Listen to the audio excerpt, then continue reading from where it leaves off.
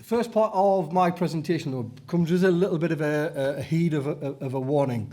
More and more of us are using AI on a daily basis, whether that be for technical content, whether that be for simple image generation, content creation, whatever that might be. But we are starting to use it more and more and more.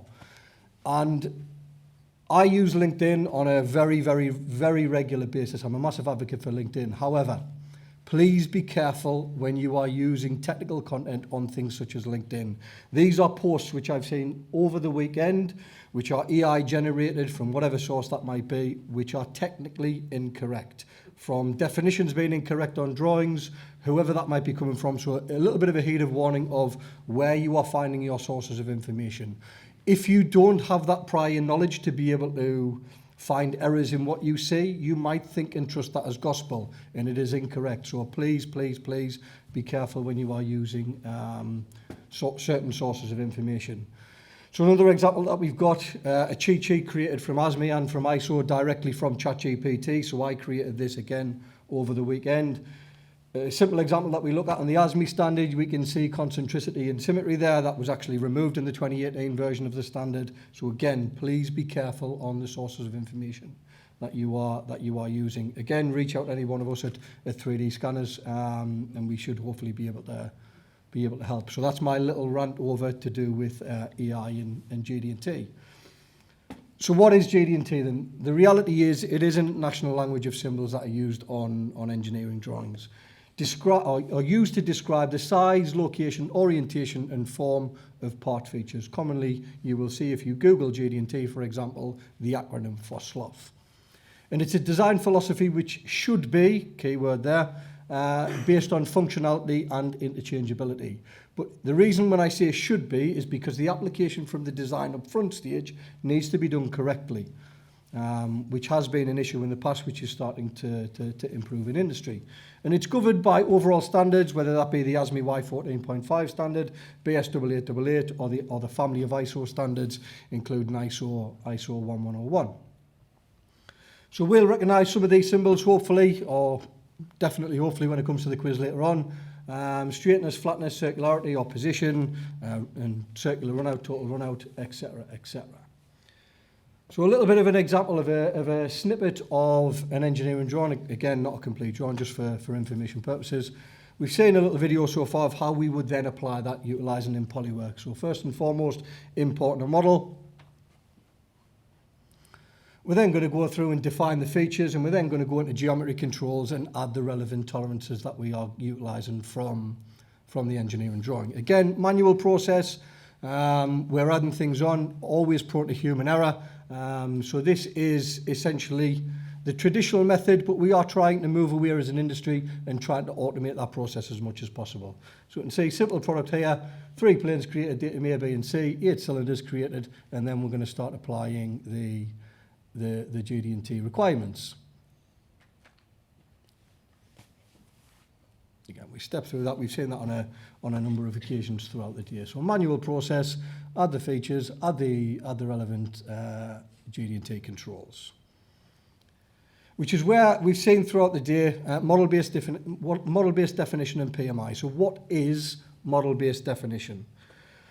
So the model-based enterprise working group for the UK essentially defines model-based definition as a digital model with the associated metadata that defines the product specification. This is derived from the ASME Y14.47 Model Organisation Practices Standard.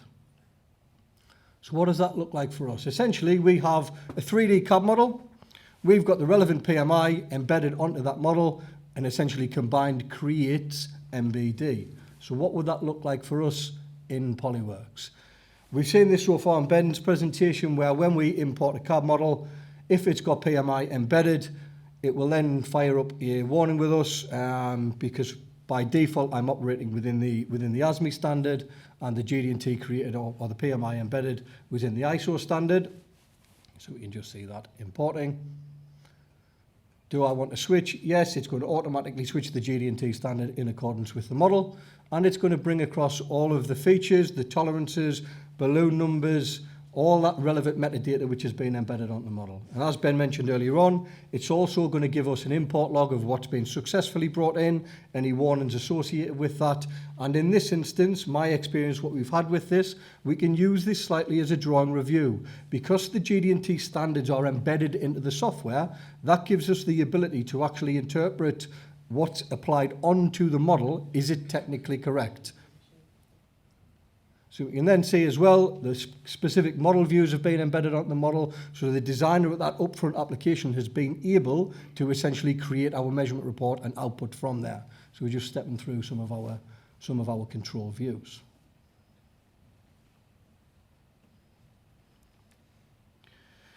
Now, part of the issue with MBD, as we mentioned, is that application of GD&T needs to be right from the get-go. Designed for manufacture, we've probably heard for the last 10 years. How many people do that correctly?